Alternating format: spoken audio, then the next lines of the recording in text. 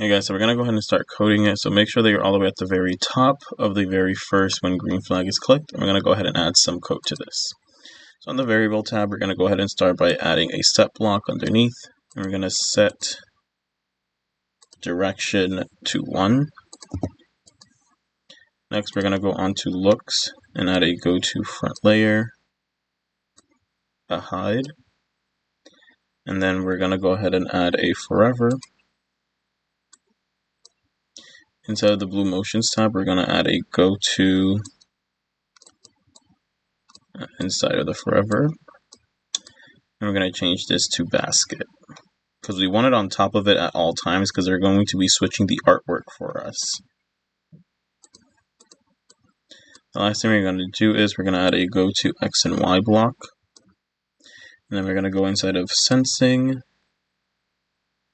And we're going to look for this backdrop of stage. We're going to add it to the X. And we're going to change the backdrop number to X position.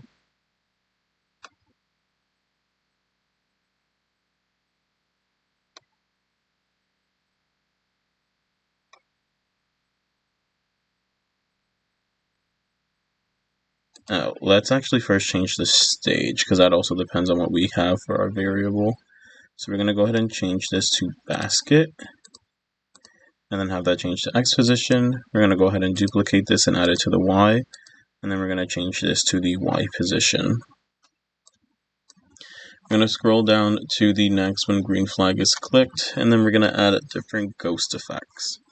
So underneath this, we're going to go ahead and go into control and add a forever.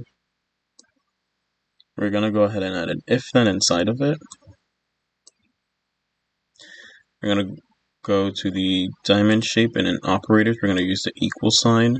The empty bubble, we're going to go on to variable and add the direction bubble. And the 50 we're going to change to a 1. So when the direction is equal to 1, we're going to go ahead and repeat what we're going to do right now. So in control, we're going to add a repeat block. We're going to go ahead and go into looks and add a change color effect by 25. We're going to change the color to ghost and the effect by 10.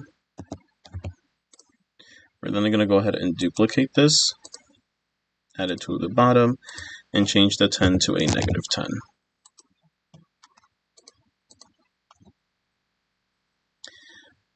So now we're going to go ahead and scroll down. So we have this when I receive freeze. We want to make sure that we switch the costume to frozen. We want to make sure that we're also showing it. And we're then going to set the ghost effect to 25. Then when it's the when I receive reverse, we're going to go ahead and then use the switch costume to poison. We're going to scroll down and we're going to add the last block of code. So underneath this, we're going to go ahead and go into control and add a forever and then an if then else. So inside of the if then else, we're going to first go ahead and start by going into operators and adding an or. On the left hand side, we're going to add an equal sign. On the right hand side, we're going to be using a not. And then inside of that not, we're going to be using an equal sign as well. For the left-hand side, just the equal sign, we're going to go ahead and go on to variable and add the direction bubble. And we're changing the 50 to a negative 1.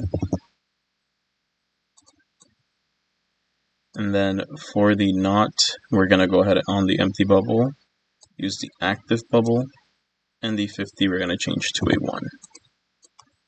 Now inside the first bracket of the if, we're going to go on to looks and add a show. And on the second bracket of the else, we're going to add a hide. And with this, you're all done with week 2 core. You guys can go ahead and move on to week 2 deep dive to do a couple more button work.